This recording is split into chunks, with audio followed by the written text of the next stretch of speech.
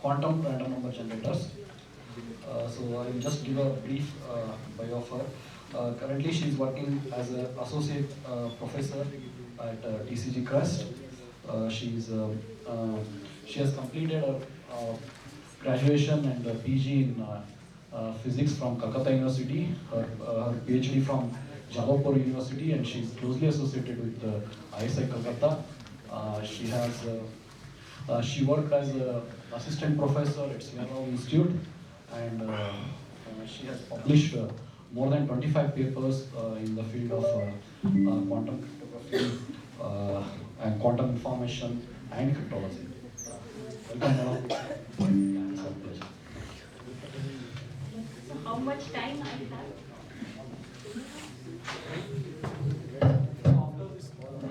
After this, we'll break for our lecture.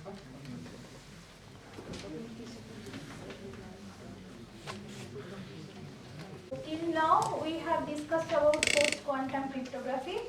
The origin of post-quantum cryptography comes from, as we already know, that this is due to quantum computer.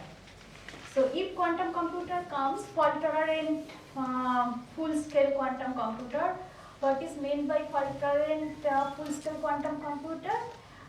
Full-scale quantum computer, we imply that with that computer we can solve 2048-bit RSA. So for that we need actually 20 million noisy qubit. We are not telling about the error correction or so noisy qubit. For that 2048 bits RSA, to break that we need 20 million noisy qubits. So, and in morning section, we already know that one of our speaker, he mentioned about very recent Microsoft chip. This is called Willow 105 on the 105 qubits chip, but they claim that they introduced error correcting code in there. So using, and they say that it will take just few minutes to solve very hard problem. But as I told that to solve RSA 2048 RSA, we already need 20 million noisy qubits. So with that 105 qubits, till now we are safe. Though those they implemented error correcting code, those are free from error according to the claim. But till now we are safe. But we shouldn't wait when the quantum computers comes and everything will be broken, and then we will migrate from classical to post-quantum or to quantum. We should be prepared for now. That is why this post-quantum thing, and another avenue is quantum cryptography, which I will focus. So there are two possible avenues. One is post-quantum cryptography. Till now we discussed that. And now another avenue is quantum cryptography.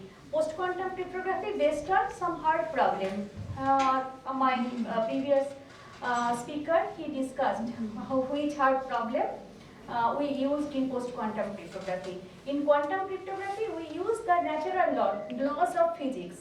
And from that natural laws, we are getting the security. So all those things we will discuss. We will try to discuss.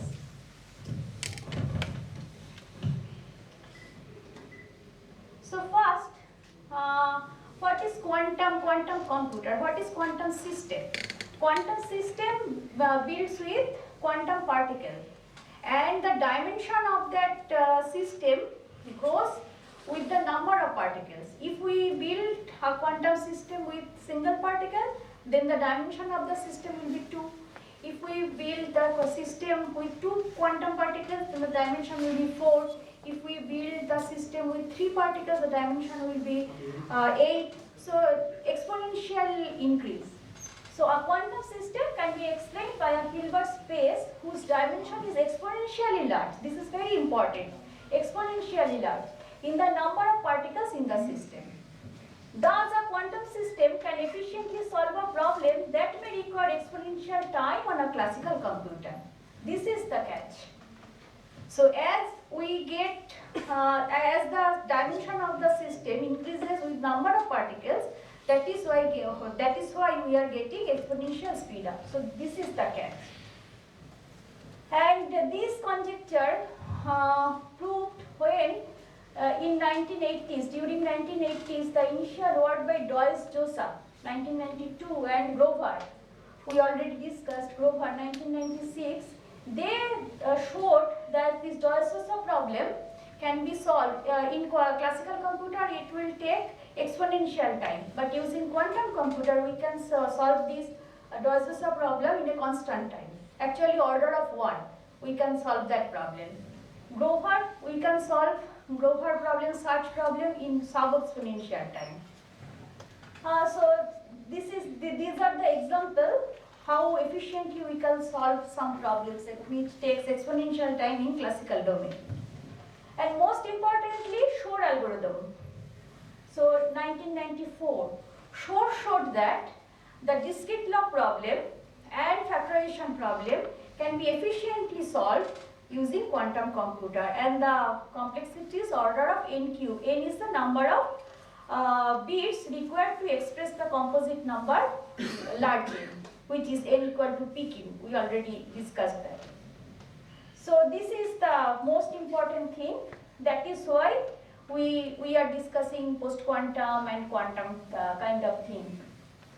The pioneering work developments in the domain of classical cryptography, we all know, during 1970s, Diffie-Hellman, based on discrete log problem, RSA, based on factorization, elliptic graph, all those systems will be broken if fault-tolerant quantum computer comes due to Shor.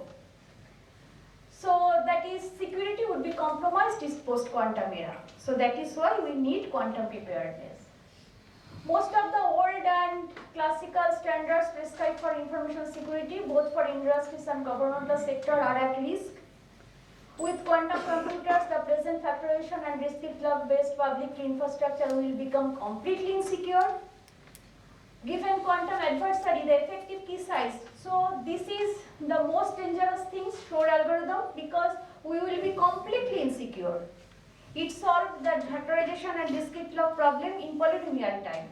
But this Grover is not that much dangerous because it is giving sub-exponential time. And my earlier speaker, he said that if we increase the key size, then we will be safe. If we double the key size. But there are some attacks where doubling the key size may not give you the secure solution. So there are some attacks also. So we should be ready for that also, for symmetric key also. But the most dangerous thing is the asymmetric public key crypto system. So we need secure communication against quantum adversary. Quantum adversary means we assume that the adversary has fault-tolerant full-scale quantum computer. I already mentioned what is meant by full-scale and what is meant by fault-tolerant. Fault-tolerant means the chip where error-correcting code is also introduced. So there are two possible avenues. One is post-quantum, which is classical. Another is quantum cryptography. So today we will discuss that. So in the quantum domain, large number of work has been done already, and there are many devices available in public domain. There are many companies, they are selling quantum random number generator, they are selling quantum tree distribution generator. Even in India also, there are many companies, they are selling quantum random number generator or quantum tree distribution devices. But the problem is that those things comes with as a finished product. So without reverse engineering, you cannot see what they build inside the devices. So it may happen that as we are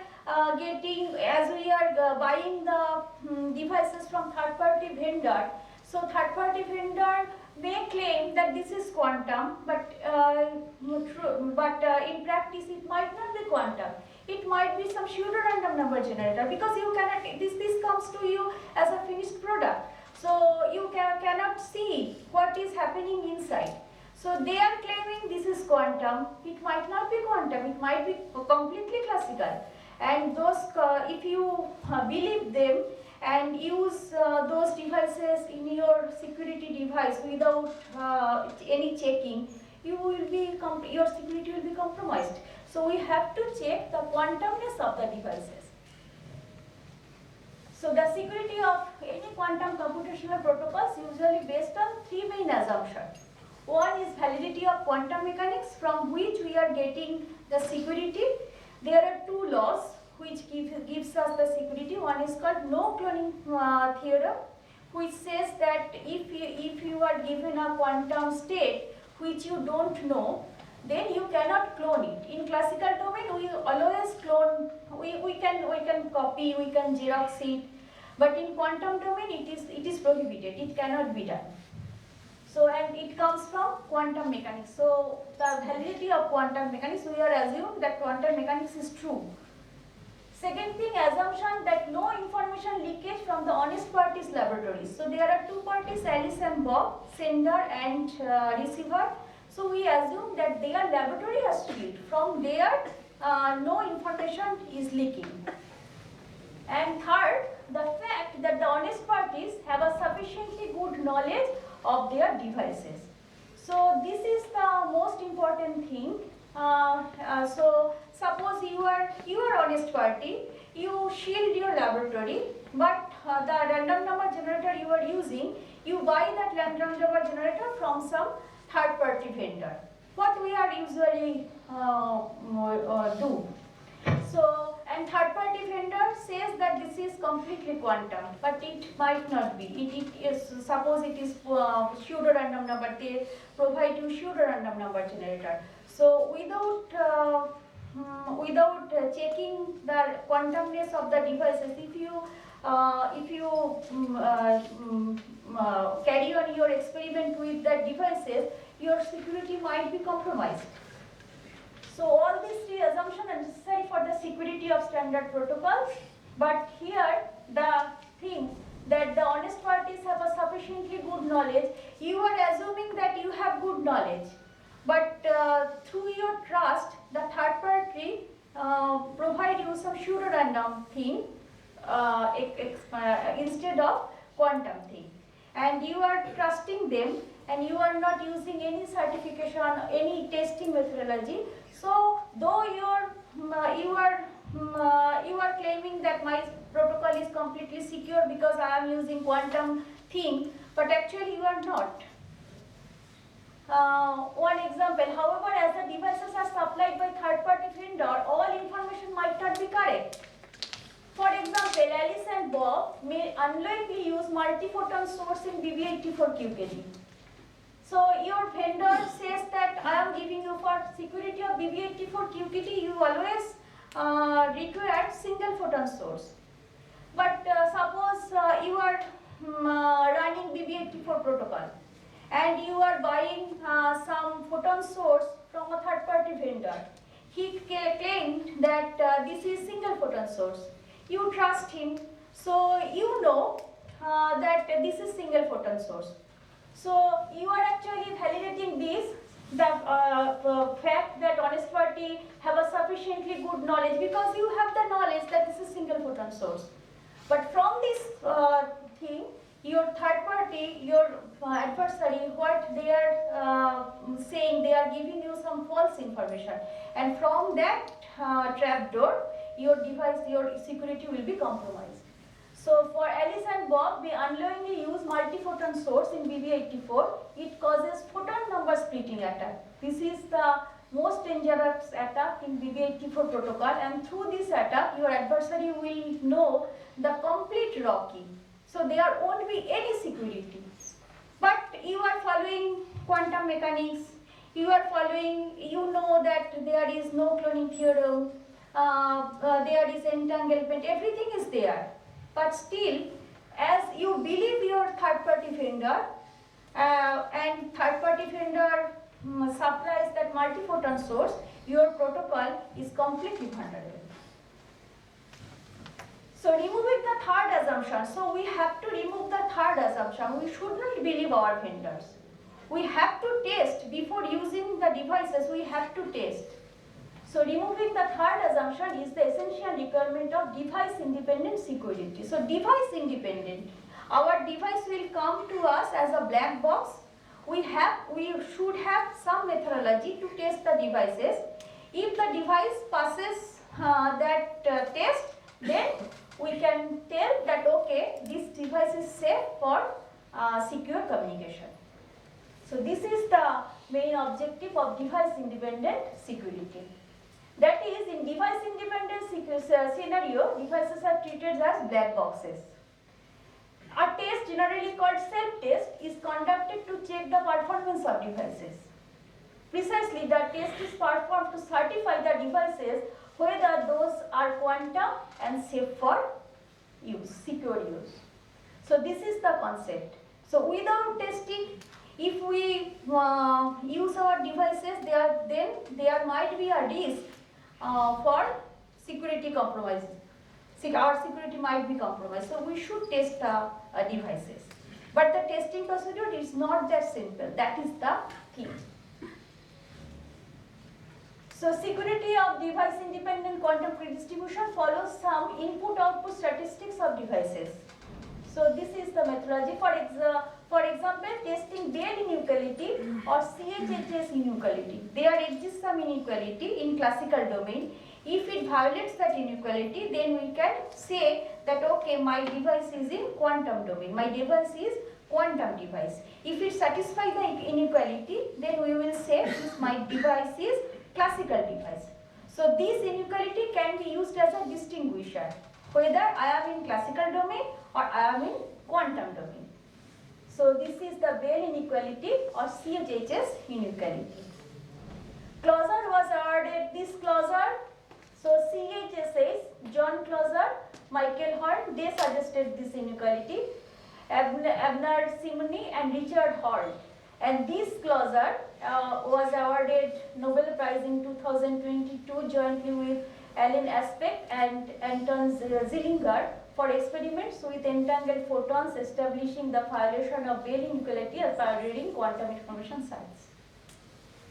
So in this direction, some important papers on DIQKD. This is that Bernstein, Pirandola, Low, Kurti, Kai, Bhajirani, Vidik. So they proposed some, but those are completely theoretical. Implementing this CHHS inequality in practice, it is difficult. That is why till now we don't have any device independent quantum key distribution devices or quantum random number devices. So we will discuss about that. In similar fashion, like quantum key distribution, so here I mentioned the devices, the papers on quantum key distribution. So in similar fashion, device independent random number generation has been proposed. So here also, to test whether this device, quantum random number device is completely quantum or classical, we use this Bell inequality or CHHS inequality. So violation of Bell inequalities or CHHS inequality would be used to certify randomness in a device independent manner. That is without trusting the underlying devices. The devices will come to us as a black box. We will give some input, we will get some output, and then seeing the input-output statistics, seeing the input-output relationship, we will certify, okay, this device is quantum and or this device is classical. If the device is classical, we won't use it because it will be vulnerable against quantum adversary. If it is classical, quantum, we will use that safely. So, violation of the inequality can be exploited as distinguisher to differentiate between classical and quantum domain. There is a gaming version of this inequality which is called CHHS game. So, this is a gaming version. So, there are two players, they will play some games and there are some success probability to win the game. If we reach that success probability, we will say that the players are using quantum devices. If our game will end up with success probability beyond that, we will say that the players are using classical devices. So in CHH's game, the optimal classical success probability is 0.75. So this is classical success probability. In quantum domain, this will be 0.85. So see the difference, 0.1, so 0.1. So this 0.1 difference is exploited as distinguisher to distinguish between classical domain and in quantum domain. There are like CHH's game, there are many games. One is pseudo telepathy game. We will discuss that. That also can be used as a distinguisher. There is another game that is called self-testing game by some author Tabakoli et al. That can also be used as distinguisher. So any of the game can be used as a distinguisher to certify whether the devices are classical, not safe against quantum adversary, or the devices is quantum, safe against quantum adversary. Now some basic, instead of classical bits, I am quickly recap this. You may or may not know all those things. So in classical domain, we are familiar with bits 0 and 1. In quantum domain, this bit will be replaced by qubits. So 0 will be replaced by Kate 0 and 1 will be replaced by Kate 1. So this is the Kate notation. 0, classical 0 will be replaced by Kate 0. This is called Kate 0. This is actually one vector, two-dimensional vector. We are considering a qubit only, so two-dimensional vector, and the vector is 1 0. And this is 1, the classical counterpart of 1. This is Kate 1. This is another vector that is 0 1. So where is the marker? Marker for waiting. Hi. So this Kate 0 is a vector 1 0. We are considering two dimensions. That means the system consists of one quantum particle. And this Kate 1, this is another vector 0 1. So in classical domain, this is 0. Quantum counterpart is Kate 0. Classical domain 1. Quantum counterpart is Kate 1. And physically, we can view this Kate 0 as photon, and we use polarization. If it is horizontally polarized, then horizontally polarized light will be viewed as 0. Vertically polarized light will be viewed as 1. If we consider electrons and electronic spin, then up spin, you know from our higher secondary physics, so there are two spins, up spin and down spin. Up spin will be considered as 0, down spin will be considered as 1. So in that way, physically we can view this 0 and 1. So this is that 0 and 1. So the unique property of a qubit is that a qubit can be written in this form, superposition of this 0 and 1. This is also a qubit. So 0 and 1 are qubits, and alpha 0 plus beta 1, this is also a qubit. In classical domain, you won't get something like that. You won't get some bit which is the superposition of 0 and 1. But in quantum domain, you will get a qubit which is the superposition of Kate 0 and Kate 1. Where alpha and beta comes from complex number, and mod alpha square plus mod beta square will be equal to 1. So this is the constraint. So from here, varying alpha and beta, you can construct infinite many qubits. In classical domain, we only have 2 bits, either 0 or 1. But in quantum domain, you can create infinite number of qubits. This is one advantage in quantum domain. So this is 1 qubit. So this is the vector representation.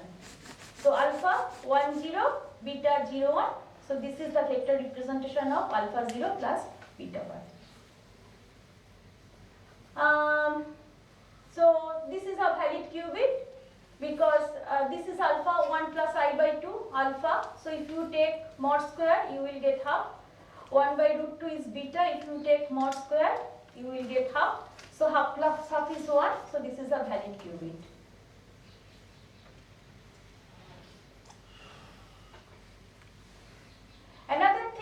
entanglement. So our director, sir, he mentioned that entanglement. What is entanglement? Any 2-qubit system. So this is one example of 2-qubit system. This is one qubit. This is another qubit. We are taking some Kronecker product or tensor product between these two. So like multiplication. So alpha 1, alpha 2, 0, 0, alpha 1, alpha 2, 0, 0, alpha 1, beta 2, alpha 1, beta 2, 0, 1, beta 1, alpha 2, 1, 0, and beta 1, beta 2, 1, 1. So it is not multiplication, it is tensor product, but you can view this as a multiplication of two things. But there are some 2-qubit system. This is also a 2-qubit system, gamma 1 0 0 plus gamma 2 1 1. This is also a 2-qubit system, but if you try, you cannot decompose this 2-qubit system in this form. So tensor product of two independent qubits. So this type of 2-qubit system is called entangled state. So where you cannot decompose the entire state into two different qubits, that is called entangled. So you can create an entangled system more than 2 qubits, but the minimum the qubits, number of qubits you require to create an entangled state is 2. So this is the minimum entangled state, gamma 1 0 0 plus gamma 2 1 1. This is one example of entangled states. So if gamma 1, gamma 2 equal to 1 by root 2, then you will get maximal entangled state, maximally entangled between the two qubits, that is 0 0 plus 1 1 by root 2. This is called Bell state. There are another 3 Bell states, which is 0 0 minus 1 1 by root 2, 0 1 plus, so another 3 is 0 0 minus 1 1 by root 2, 0 1 plus 1 0 by root 2, 0 1 minus 1 0 by root 2. All these 4 are Bell states. So Bell states has a very important significant role in quantum key distribution, quantum random number generator, in quantum, any quantum communication protocol. These Bell states have very important role. So I am not going into the details. Now the quantum gates. So you are familiar with classical gate, XOR gate, AND gate, NOT gate. So now remember that classical gates are not always reversible. That means in input you are giving input, you are getting output. Now output, consider the output as input, you would get the same input. So that is called reversible gate. Only NOT gate is reversible. 0 goes 1, then if you put 1 and apply again on NOT gate, you will get 0. So input, output, again output to input. So this is reversible. So only in classical domain, NOT gate is reversible gate. But all other gates, if you consider XOR gate or AND gate, so there are 2 inputs and 1 output. It never be reversible. But in quantum domain, all the quantum gates must be reversible. So input will be from input you will get output, then use output as input, you will get back the previous input. That is the criteria for reversibility. So this is the gate, X gate. It is similar to NOT gate. So X, if you apply X on 0, you will get 1. If you apply X on 1, you will get 0. So that is why beta 0, alpha 1. Z gate, this is the unique gate. If you apply Z on 0, 0 will remain 0. But if you apply Z on 1, you will get minus. So that is why alpha 0 plus beta 1 becomes alpha 0 minus beta 1. And H gate creates equal superposition. So if you apply H gate on 0, you will get 0 plus 1 by root 2. If you apply H on 1, you will get 0 minus 1 by root 2. So that is why if you apply H on alpha 0 plus beta 1, you will get alpha 0 plus 1 by root 2 plus beta 0 minus 1 by root 2. And all these quantum gates can be represented by 2 to the power n into 2 to the power n unitary matrices. What is n? N is the number of particles in the system. So if you consider single particle, then it will be 2 cross 2. So all these gates are single quantum gate. That means there are one input and one output. So that is why all these gates can be represented by 2 cross 2 unitary matrix. So for example, X gate, this is the unitary matrix 0, 1, 1, 0. For Z gate, 1, 0, 0, minus 1. For H gate, 1 by root 2, 1 by root 2, 1 by root 2, minus 1 by root 2.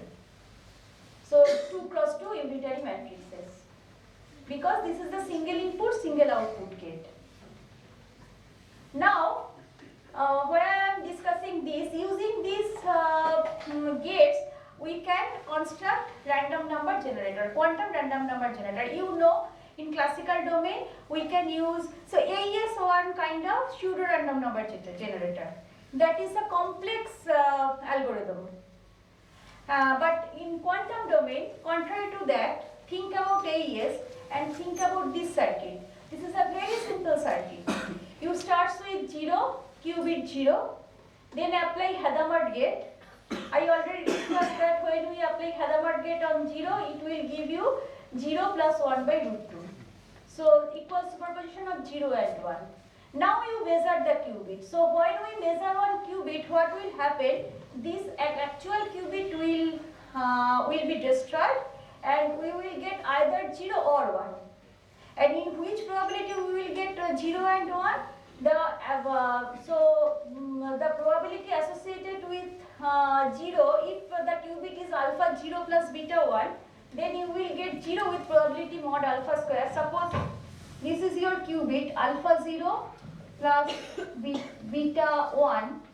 Then if you measure this qubit, then you will get 0 with probability mod alpha square. And you will get 1 with probability mod beta square. So what is alpha and what are alpha and beta here?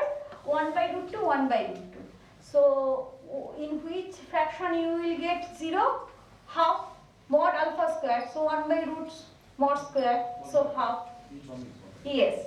And which will be the fraction of getting 1? That is also will be half. So with half probability we will get 0, and with half probability we will get 1. So actually in the output string you will get a random bit string. And you never tell, before measurement you cannot say when you will get 0 and when you will get 1. So your output bit stream will be completely random, and that is actually true random. Why true random? In pseudo random generator, if you get the seed, then you also can generate the same bit pattern. But here there is no way, because before measurement you don't know, even the legitimate party, they also don't know when they will get 0 and when they will get 1.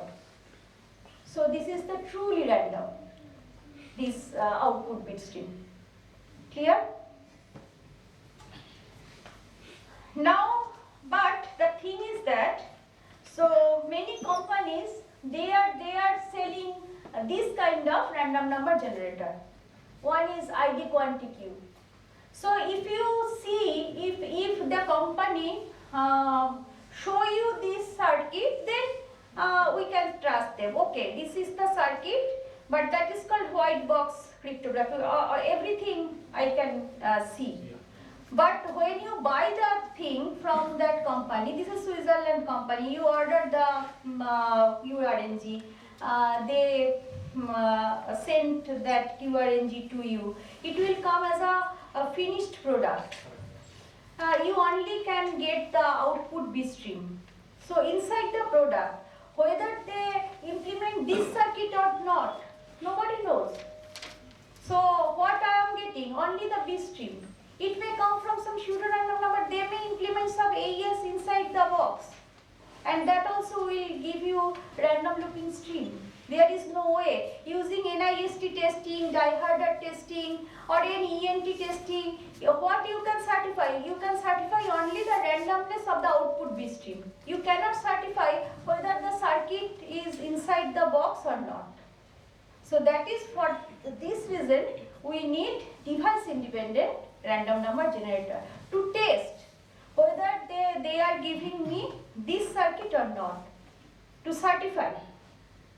So NIST testing, die-harder testing or any randomness testing won't certify the quantumness. So quantumness is completely different from those testing.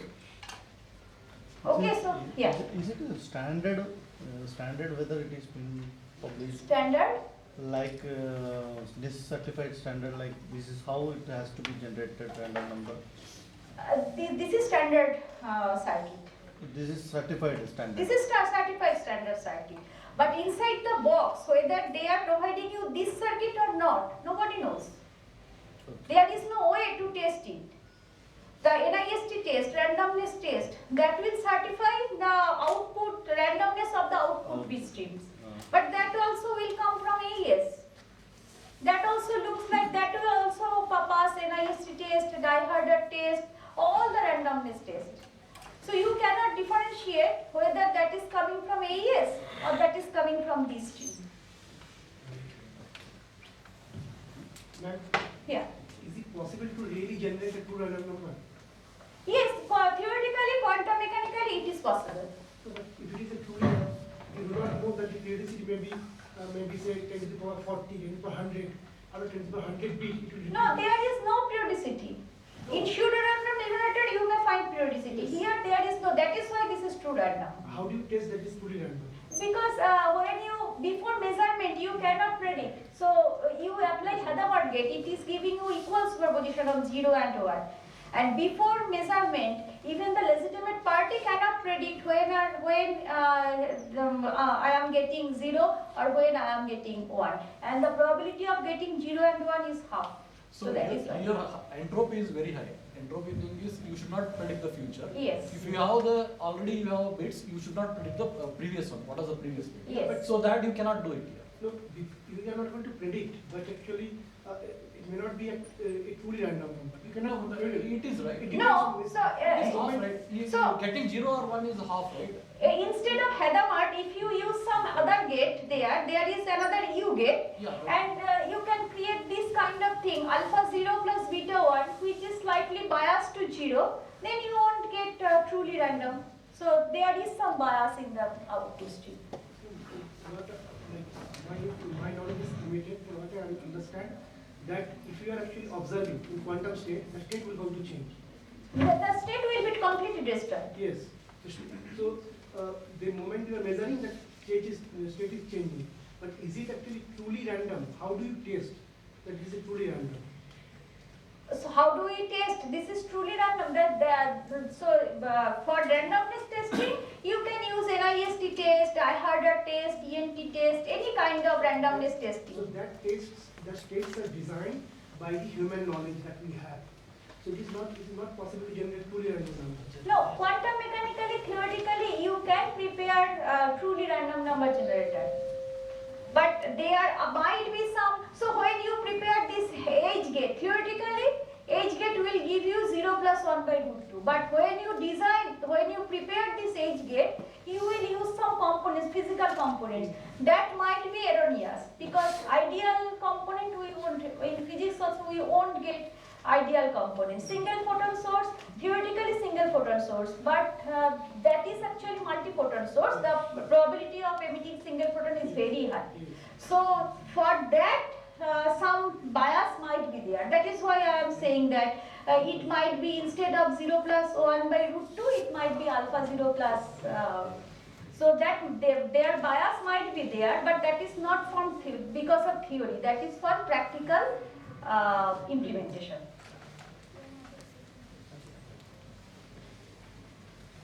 Okay, now the distinguisher, how we can understand whether the device is quantum or classical. So one distinguisher is CHHS game. I said that some inequality, CHHS or Bell inequality, there is a gaming version of that inequality. So what is the gaming version? That is called CHHS game, distinguisher 1. So there are two players, Alice and Bob, and another one referee. So referee will give some beats to Alice and Bob. So referee, Alice is given, referee will give input X, this is beat, and Bob is also given an input Y. So that is also beat. So Alice and Bob are given some inputs, beat, X and Y, and after getting the beat, they will output some beat, A and B. Alice will outputs A and Bob outputs B. Those are also beats. Now when they will win the game, if A or B equal to X and Y, then they will win the game. And it can be shown that from here, A or B randomly, we are choosing this X, Y and AB randomly. And you can see that 3 of the cases you will win and 1 of cases you will fail. So the best strategy is that if you want to win 3 of the cases and want to fail in 1 of the cases, if you randomly choose A and B, then what will happen? Half of the cases you will win, half of the cases you will fail. But there is some optimal strategy. What is the strategy?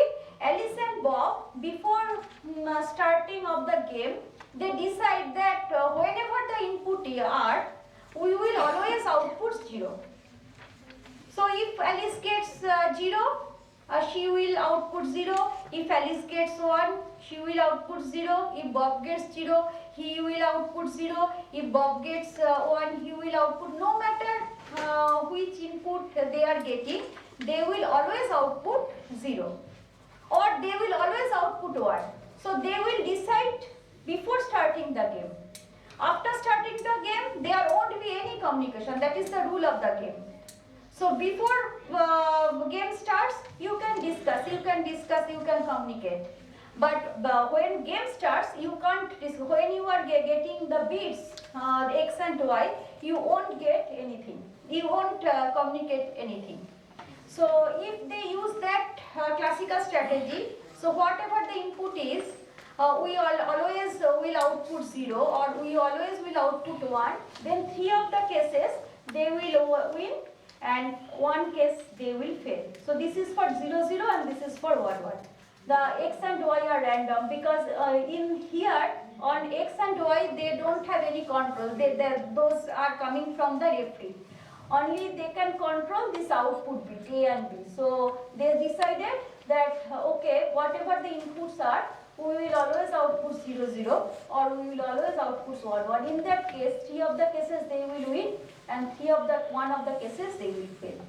So their success probability will be 3 by 4. So 0.75. You cannot propose better strategy than this. So this is the classically optimal strategy to win the game. But in quantum mechanics, if they share these kind of entangled states and they decide before the game starts, so this entanglement is shared before the game starts. And they decide this, that if X equals to 0, Alice will measure her qubit in, so the first qubit is with Alice, the second qubit is with Bob. So Alice will measure her qubit in 0, 1 basis, and if X equal to 1, Alice will measure her qubit in plus minus basis. Similarly, Bob decides that if Y equal to 0, he will measure his qubit in this basis, and if Y equal to 1, he will measure his qubits in this basis. If they follow this strategy, then they can, so this is the table, I am just keeping those are involved. So it can be shown that they will win the game with probability 0.85. So in classical, the best strategy, if they follow, they will win the game with 0.75. But in quantum, if they share the entangled states and follow that strategy, that whenever Alice will get 0, he will measure her particle in some basis, and whenever he will get 1, he will measure her particle in some basis and output something.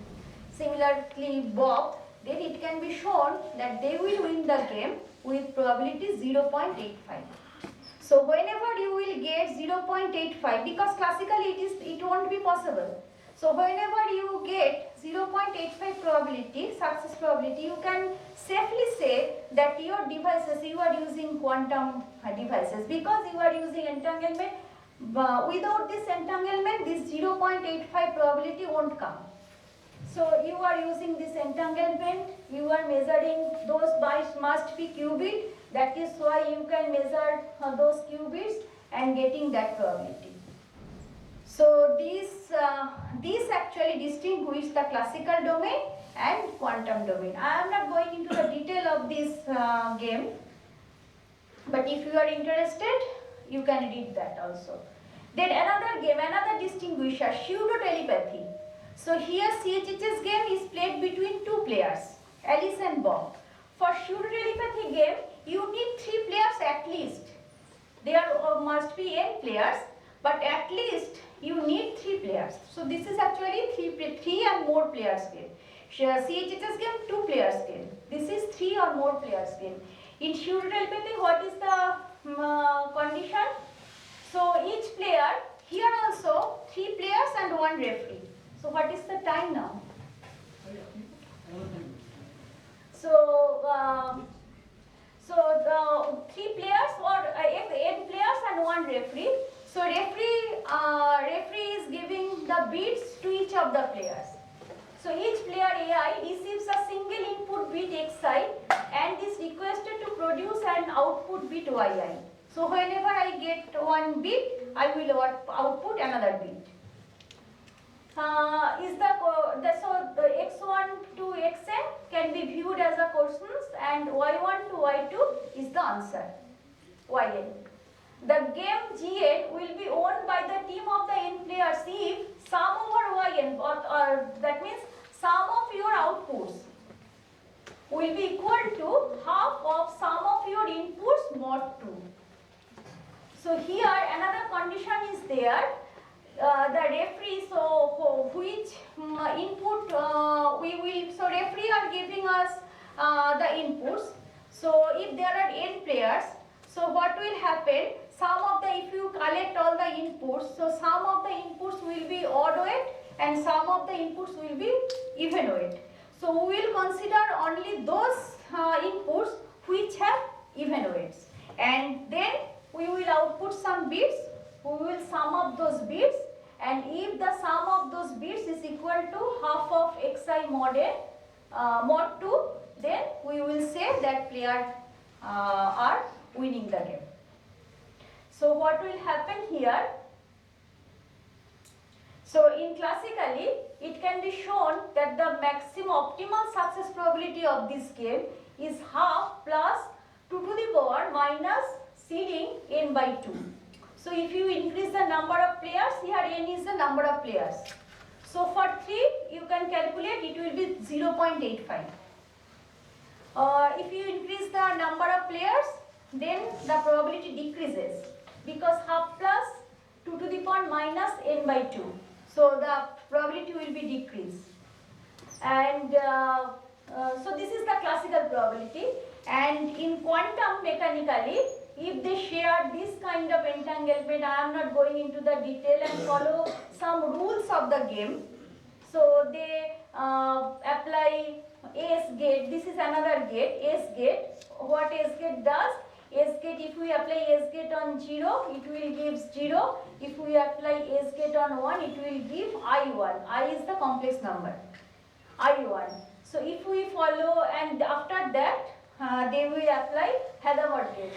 Hadamard gates we already know. So if we apply those, if we share and the entangled states, and we follow these strategies, so whenever we will get 1, we will apply S gate on our input, and then H gate, and then we will measure and output whatever we measure. We either will get 0. If we get 0, we will output 0. If we get 1, we will output 1.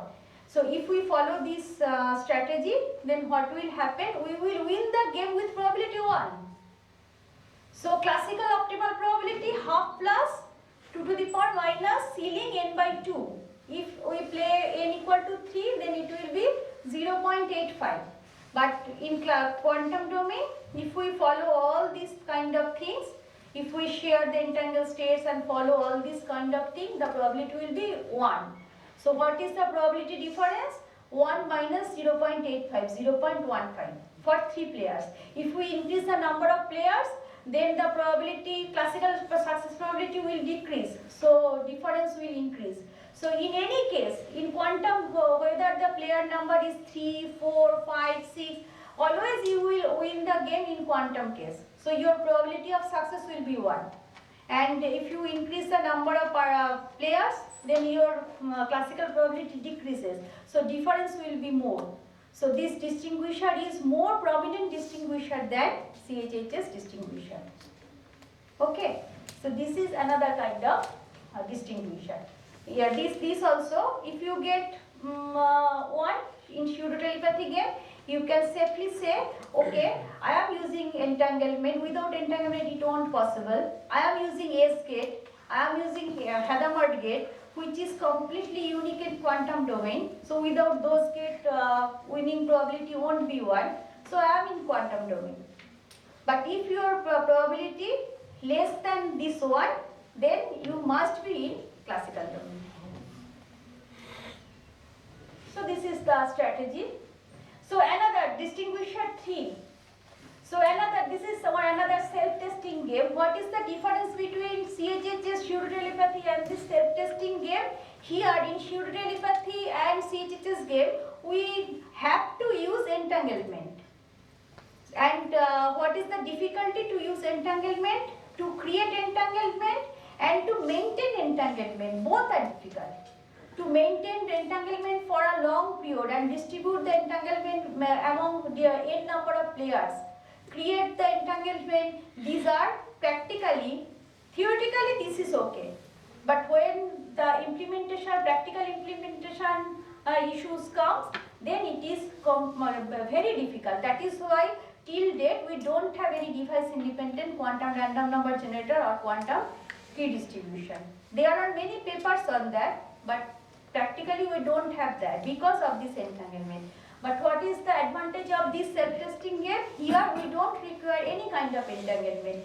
We have to consider two devices, D1 and D2. D1 will take some input and create 1 qubits. There will be only one quantum channel between this D1 and D2, two devices. So D1 is creating some qubits based on the input. Input is bits x1, x0 and x1.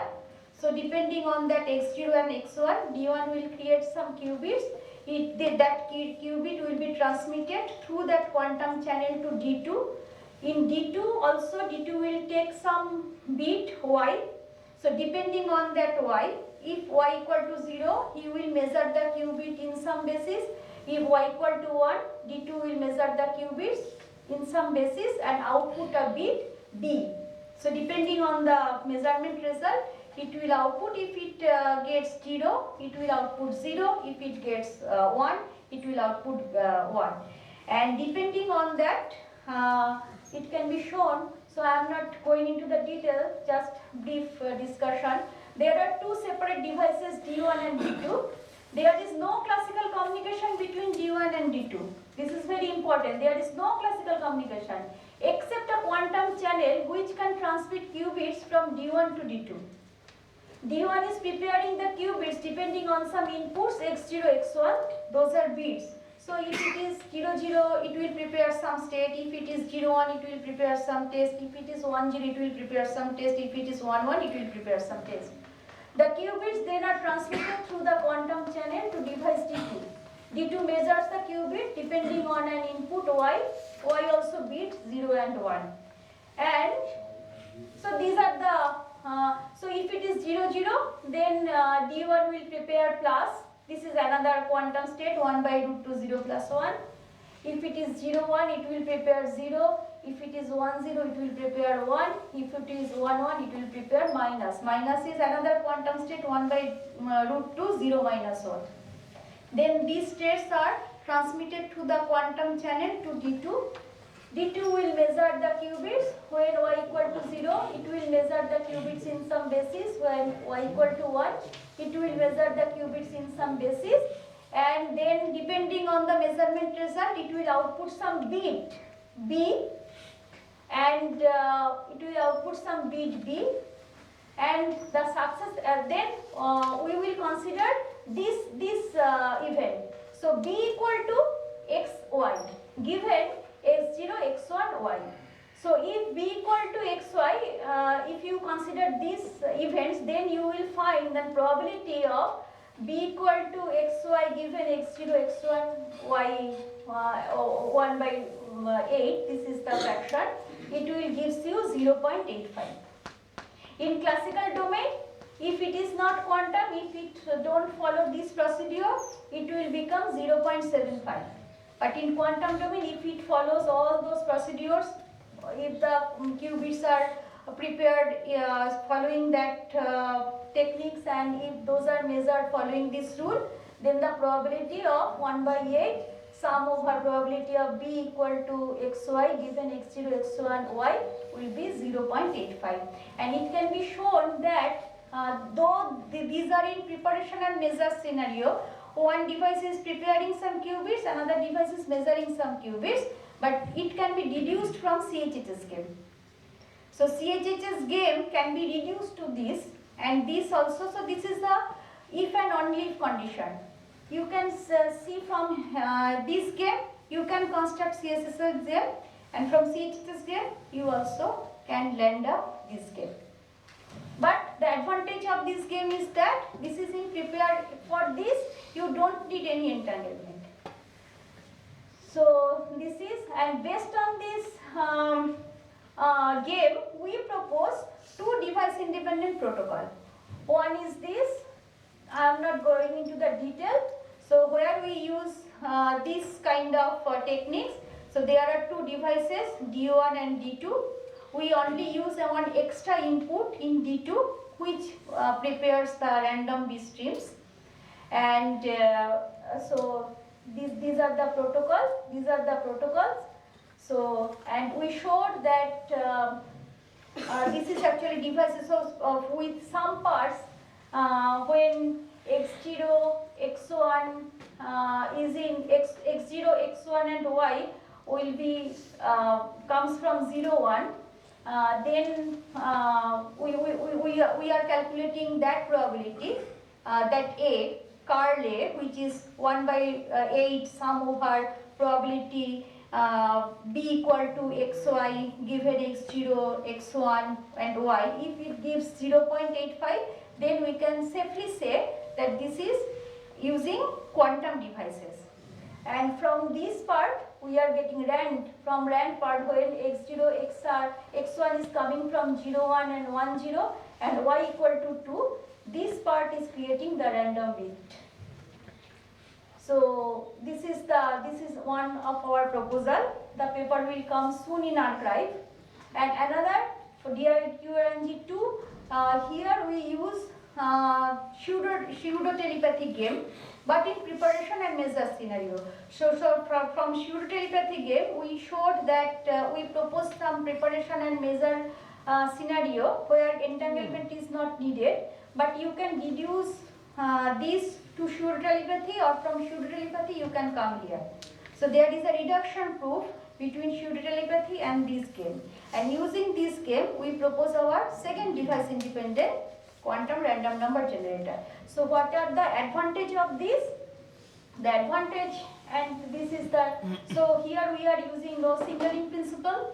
That is, in the absence of any communication between the player, I mentioned now that D1 and D2, there won't be any communication except the quantum channel through which the qubits are passing from D1 to D2. There won't be any classical communication. But you have previously mentioned that before communication there will be something like whatsoever the input is, my output will be. That is CHHS game. Hey, before game starts. So during the game, there won't be any communication. Oh, before the Game starts, you can do whatever you want to do. That can be in a classical.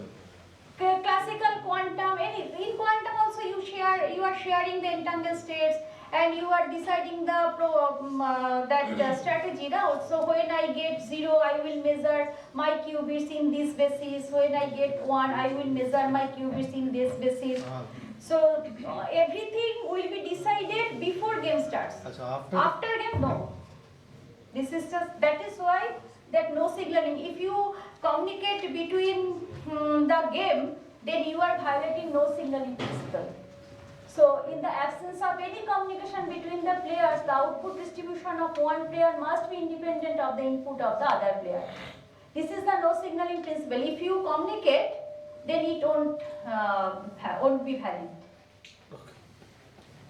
And another is two-player guessing games. Given an input x01 to one player, the other player has to output a bit B. Say the players are allowed to perform any arbitrary computation, but they are not allowed to communicate among themselves. They will win the game if B equal to X. In this game, the maximum success probability always will be half. So two players, one player is giving an input bit 0 and 1. Other player, they are separated from each other, and there won't be any communication between them. So I am giving you one bit, either 0 or 1, and she is outputting another bit. So you both will win the game if her bit is equal to your input bit. So B equal to X. It won't happen. If you communicate, you can tell him, okay, I am getting 0. So she will output 0. When you get 1, you can tell I am getting 1. She will output 1. So in that case, you always win the game. But if there is no communication, so she has to randomly guess your input. So the probability will be half. So that is why no communication. So because of this no signaling principle and these two-player guessing game. So based on this, we proved our device independence of our protocols. I am not going into the detail. And so what are the advantages? Why we propose this? So there are many companies who have launched their QRNG products in the market. I already mentioned. These devices are usually designed in prepare and measure scenario, which is comparatively easy to achieve in practice. The circuit I showed, that is also in preparation and measure. So I prepare one qubit 0, apply Hadamard gate, then measure. So this is also preparation and measure. There is no entanglement is used here. However, those are not device independent. For device independent verification, we need CHHS game or Schur telepathy game, which needs entanglement. But preparing entanglement and preserving entanglement is very hard. That is why we don't have any device independent QRNG in market. So in that backdrop, if we can propose some device independent QRNG in preparation and measure scenario, which is easily achievable, then so that is the motivation of proposing these two QRNGs. So in this direction, our proposed protocol may be implemented immediately to fulfill the need of commercial QRNGs. So this is the thing. So this is actually very involved. So if you are interested, you can mail me, or then we can discuss the details. This is practical, theoretically it is. Can take questions, sir.